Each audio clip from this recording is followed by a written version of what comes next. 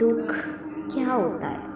کوئی عورت ساری رات اپنے شوہر سے مار کھا کے اب کسی کے گھر میں صفائی کر رہی ہوگی اور اس گھر کا مالک اس کو گھو رہا ہوگا۔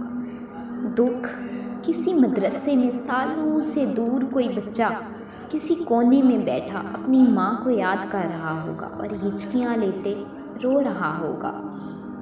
دکھ کسی اسکول میں کوئی بچی آج بھی اسکول فیس نہ ہونے کے سبب کلاس سے باہر کھڑی ہوگی اور اس کے آنسو اس کی روح میں جذب ہو رہے ہوں گے۔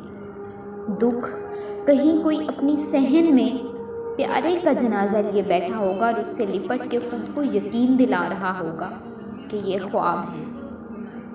دکھ کہیں دور کسی صحرا میں کوئی ریت پہ زبان پھیر کے موت سے لڑ رہا ہوگا اور سوچ رہا ہوگا کہ کہیں کوئی اس کے حال کو جانتا تک نہ ہوگا۔ دکھ کہیں جیل میں کوئی پردیسی کسی ناکردہ جرم میں سے سکتے ہوئے اپنوں کے چہروں کو ڈھونڈ رہا ہوگا اور سوچ رہا ہوگا کہ اس کی فاتحہ بھی نہ ہوگی۔ دکھ کہیں دور کسی ایمرجنسی میں اپنے باپ کے سرہانے کھڑا بچہ اپنی شفقت کا سایہ سر سے اٹھتے دیکھ رہا ہوگا۔ دکھ اس وقت بھی کسی گاؤں کی ڈسپینسری میں کوئی ماں اپنے لختے جگر کا سر گود میں رکھے اس کی زندگی کی سانسیں گن رہی ہوگی۔